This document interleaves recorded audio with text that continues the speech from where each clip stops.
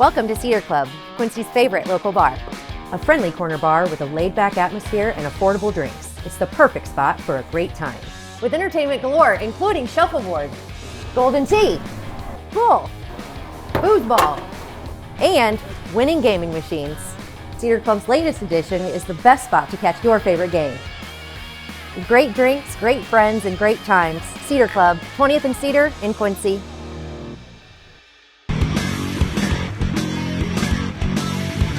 Hey everybody, welcome to the Daily Muddy. I'm Ashley Conrad. Joining me today, Sara Meyer with the Quincy Children's Museum. Welcome. Thank you so much for having me. So I heard that it's kind of last minute.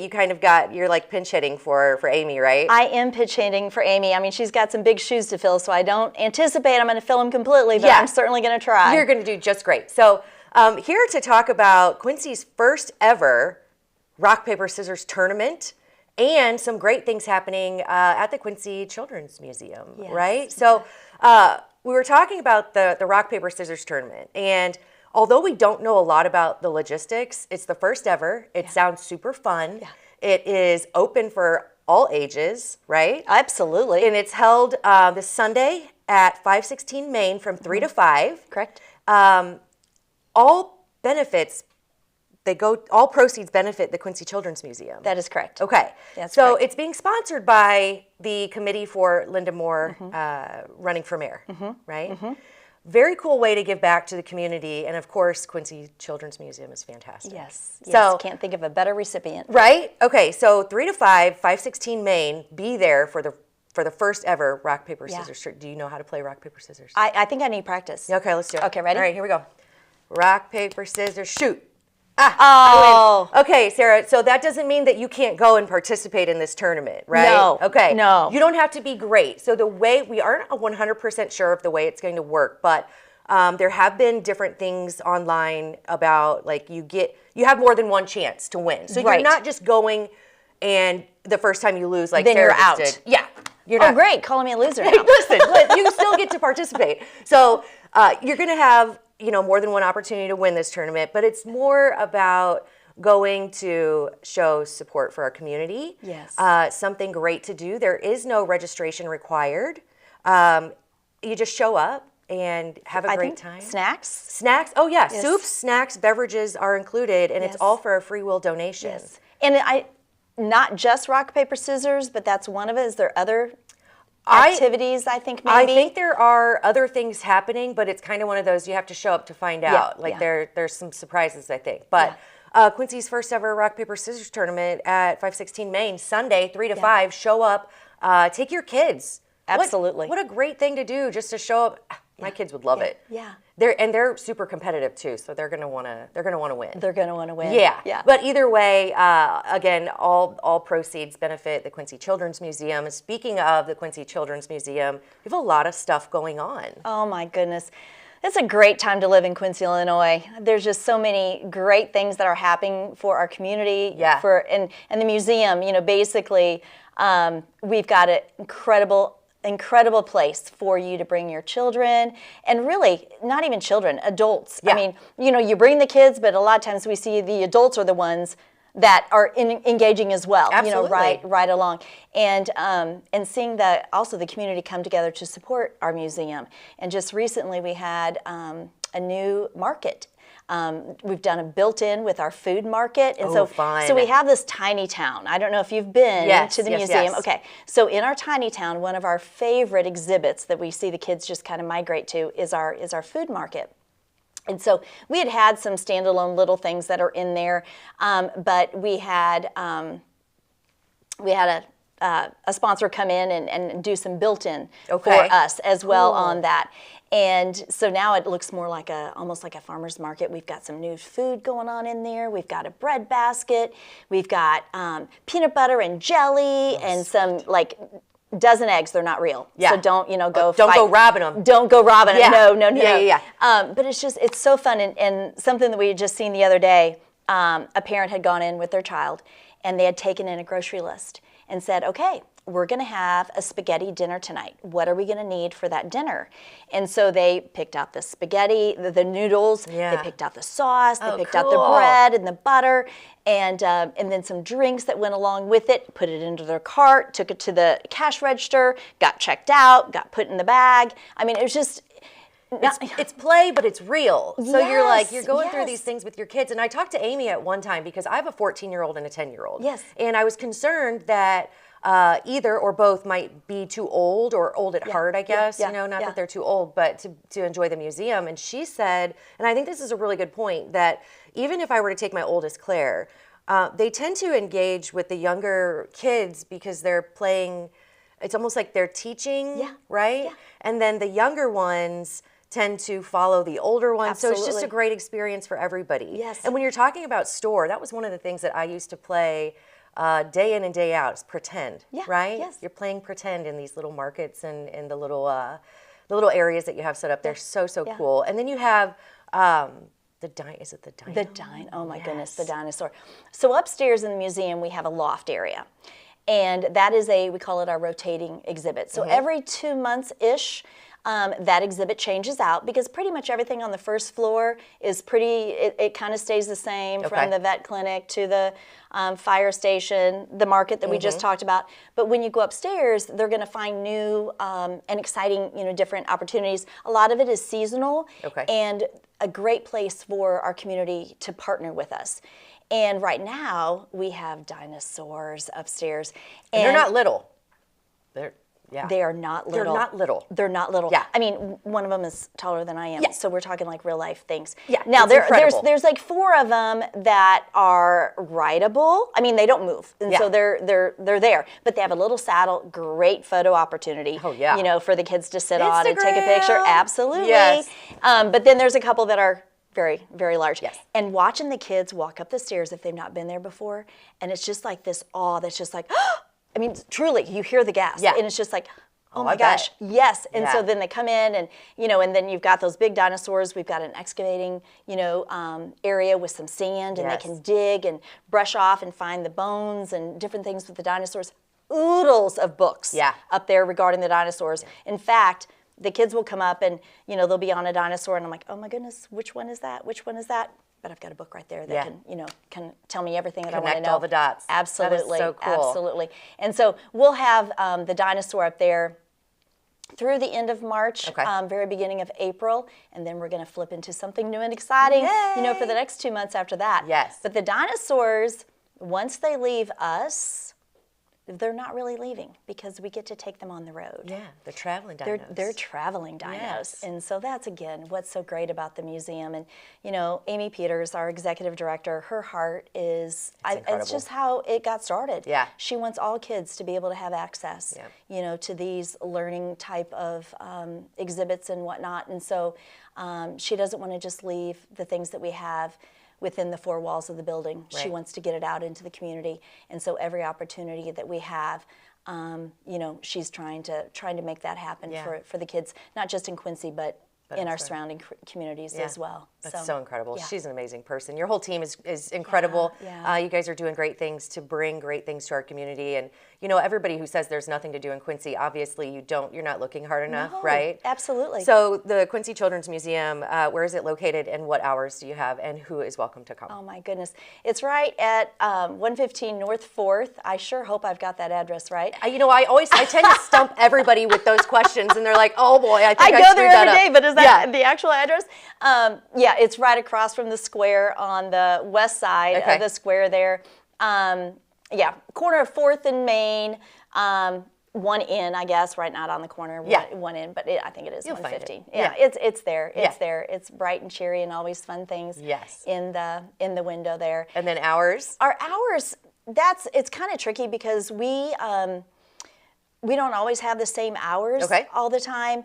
Mondays and Wednesdays, we are open 9 to 12, but that is our birth to 5, and that's kind of where my heart is, because I'm actually one of the co-coordinators for the Ready, Set, Grow program that's underneath the museum. And we know that kids birth to 5 play a little bit different. And so we wanted to give some isolated time just for them to have that without the bigs, running around and whatnot. And we find those some of our more popular more popular times. And then Tuesday, Thursday, Friday, Saturday, Sunday, our hours kind of vary on that, but pretty much every day it opens at 9 to noon is pretty much a guarantee. We get a lot of field trips that come in, but the best way to know about the hours is to go on the website. Gotcha.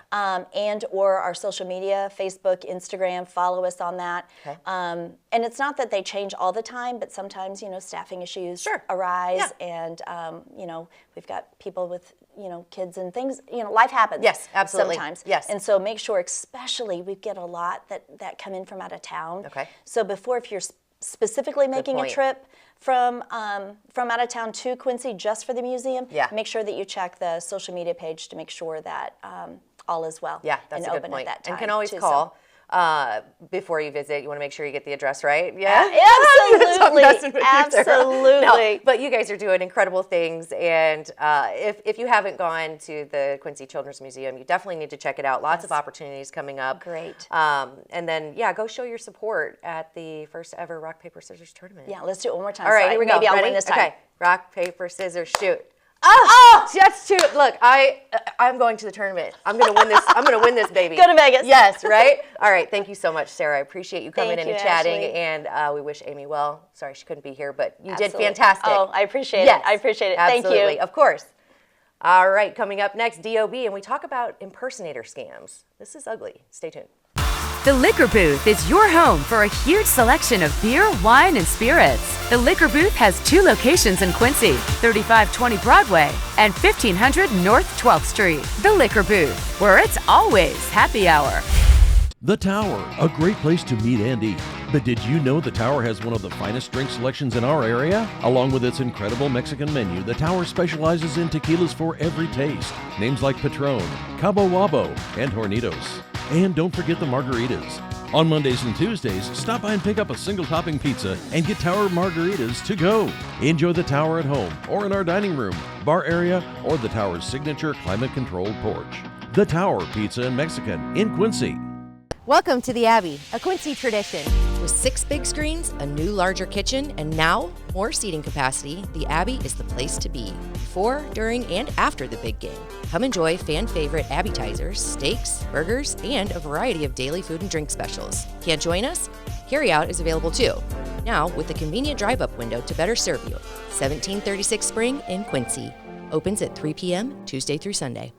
Come join all your friends at the Abbey, a Quincy tradition. Kelly's has been a fun place to eat and drink in Quincy since 1982.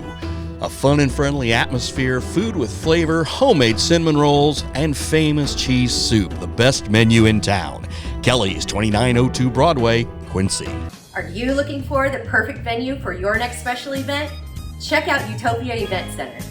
Utopia has a large banquet room and an awesome bar area, perfect for anything from birthday parties to formal corporate meetings. It also offers a photo booth, stage for a DJ or a live band, and a fully stocked bar, all for only $300. Check us out at utopiaeventcenter.com or call Barn at 217-430-6559 for more information. Utopia Event Center, 900 North 12th Street in Quincy. Instant Replay is your local sports bar. With 18 big screen TVs, we have all the sports packages from college games to pro games. We offer daily drink specials, and come check out the Bullpen, our newly renovated beer garden. Instant Replay, 2739 Chestnut in Quincy. And welcome back. Now it's time for Scams with DOB. Hi, DOB. I feel like I need my own music. I know. We need we definitely need an intro song. I've always wanted my own intro song like a WWE wrestler. Do you know what would it be? Have you thought about that ever? What would I go with? I would probably go with Mr. McMahon's theme song. Yeah? Yeah, No Chance in Hades. Yeah? Yes. Okay. You can't say hell? Well, I guess I could. Yeah, but you can. I didn't know if this I was like, family... is that really it? That doesn't seem like No. a very good intro song. Okay, that's better. Yeah, I like it. Cool. So, well, we'll have to see if Shani can edit that in, but Okay. that would be really cool. Sorry, we just got off on a total tangent. Scams. All right, Yeah. so always happening, always new stuff. This one, I was like, ooh, that's a this good one, bad one. it literally hits close to home. Yeah. We had a situation. A guy called our office earlier this month and said, I've got a weird text message that was allegedly from his pastor. This guy lives in Mendon. he goes to the Catholic Church up in Mendon, and he received a text message allegedly from the priest saying, hey, I need some help. Will you go get some gift cards, 5 $100 gift cards? We need some emergency funds. Yeah. So the first thing the gentleman who received this text message did is he texted him back and said, can we talk real quick? Because he wanted to actually hear the guy. Sure, because he didn't have his number in his phone, Yeah. but it was from a 217 area code. So again, the scammers have that technology. They can make it seem like they're your quote-unquote neighbor or Right. somebody who's near you. So they did that, and he said, no. He texted him, can I talk to you? Then he gets a response, no, I really need that money. Can you go please get it for me now? And really put some urgency on Sure. it. So hoping the guy wouldn't think and just act. Well, unfortunately, fortunately for this guy, he was aware that, this doesn't sound so good. Yeah. So he talked it over with his wife really quickly, and they said, why don't we just call the parish office and see what's going on? So they called the church. They said, no, that's nothing. Something happens. That happened a couple of years ago, and just disregard it. Yeah. So that's a classic impersonation scam. Interesting. And here it was, and I don't know how, the guy goes, well, how do you think that he knew that I was part of that church? That's what I was wondering. And I said, well, maybe your Directories mailers. Well, the or- directory, Yeah. or I actually did go and looked at that church's website, and they put their, the congregation or the the members? pamphlet they put out every week Oh, okay. goes online. Yeah. Like So- their bill or their. Yeah, I know what you're saying. Yeah. Yes. Yeah. David, what's the name of those things? Where is it? That's Newsletter, it. thank you. Gosh, I was Thank you. thinking billboard. I was like, where We'd is think my you brain? think we need Yeah. to use words for a living. No. Yeah, so the newsletter goes online. Yeah. So, it could easily, see, oh, well, here's Joe Schmo, and he's a member of that congregation, and he found Joe Schmo's number and decided to text him. So, so it was, that's something that could happen anywhere. Yeah. We sometimes see this with bosses. That's what you. boss When I scam. emailed, I was like, ooh, this one seems really dirty for some reason. Yeah, so if they could go onto your website, they could see who the CEO or the CFO is, and they could find out who works under them, and maybe find out their email and email them a request saying, "Hey, I'm out of the office. I need this money right now. Get money from Petty Cash and go either buy me a gift card, or which is what they wanted this person to do, or now they're turning to cryptocurrency a lot." And they say, I'll send you a QR code, scan the QR code, and put the money in the crypto machine, so that way I can get the money quickly. Yeah, and it's somebody like a higher up, right? Yes. So you're less likely to say, no, boss, I'm not going to get you, right? You're not. You want to please your boss. Sure, and your priest. The parishioner, wants to please the priest. He's like, well, I guess there's the guy that stands in front of me every Saturday. I'm going to steal my spot in heaven here. I'm going to better get the priest some money. Correct. So there's a couple things that this person in Mendon did exactly right. He questioned it. He reached out to the actual person who was. He talked to his wife. He talked to his wife, wink, which wink. was good, Yeah. yes. Secondly, he actually called the church and found out if it was a real deal. We see so many organizations get impersonated. This is the time of year where sometimes we see your Ameren or whoever does your electricity get impersonated. They like to send text messages to people saying, "Oh, your Ameren payment is behind, or your electric payment is behind. You need to pay us now, or else we're going to shut off the heat." Well, that doesn't happen. You just can't get your heat shut off like that. The law doesn't allow it. So, but again, they try to prey on unsuspecting people. So, if you do get some type of problematic text or email, look into it first. Do what this guy did. Call someone. If you get that with your energy people, try to call your electric company or whoever services you for electricity and say, "Hey, I just got this email from you. Is this legitimate?" Or this text message, whatever it might be. Right. So, it never hurts to double check, even if you think your priest needs your help with some gift cards, which is kind of funky in its own right. But again, not shaming, because it can really happen to anybody. And sorry if the scammers are listening, but if my boss texted me and was like, "Ashley, you got to go get me," I would question it naturally, but it would be one of those things where your gut reaction is, "Oh shit, I better help." But before you do that, you better verify. Verify it, 100%. So, this guy saved himself a lot of grief and a lot of money. If he would have just gone along, he would have sent $500 to this person, and he would have gotten put on a list that they would have come back to him and circled around later on for some other scams. Yeah. So, It's just one of those things that I come on here every week, thankfully, and I talk about stuff, and a lot of times it's stuff that might not happen in these parks, but here's something that just happened 10 miles up the road. Yeah, it can happen to anyone. It can happen anywhere, and they're getting very, very smart. Yep. It's sophisticated. It is very sophisticated. These scammers, they have entire scripts written out for all their different scams, and this is for a lot of people. A question I get when I go out and do speeches is like, why doesn't the law enforcement do something? Why can't they get to these people? Because it's not like some guy from Payson sent a text message to the guy from Mendon. Right. It's someone who's on the other side of the globe. Yeah, like India or something. Working in a boiler room. Yep. And that's their entire job. That's how they earn their money, is by taking advantage of unsuspecting Americans. Unfortunate. One of these times I want to talk about a recent credit card scam that someone close to me just had, and it's been circling around on Facebook. Maybe we can talk about that next time. That's called a tease. Yeah, it is a tease. But if you do get a text message just in the meantime, or a phone call of someone who has your credit card number and is asking for information about like the codes or something on the back, don't do it. Yes. That's just a teaser, but it's a pretty sophisticated scam, so maybe we can talk about that next time. But in the meantime, if your priest, your boss, or anyone else calls to or texts you and asks for money, verify. Yep. And especially if they're asking for gift cards, hopefully that sends up the red flag, right? A lot of red flags in there. All right. And trust your gut. Right, and then also go to bbb.org to look at the scam tracker for any other things that may be happening locally or abroad to just be aware of. And if you get something that you're like, I don't know if it's, I just had somebody this morning, our good old toll text, just called me this morning, said, a woman goes, I just got this text message about a toll that I owe. Is this legitimate? I said, no, ma'am, it's not. So she called me at 217-209-3972, and I'll tell you whether it's real or if it's Memorex. There you go. DOB knows his stuff. You know your scams. Thank you. Yeah. Hopefully we can get your walk-up song. There you go. That would be hilarious. Anyway, thank you so much. Enjoy lunch with your lovely bride. Thank you. We'll see you next week. Thanks. All right, thanks. I think that does it for today's Daily Muddy. We'll catch you back here tomorrow for Club.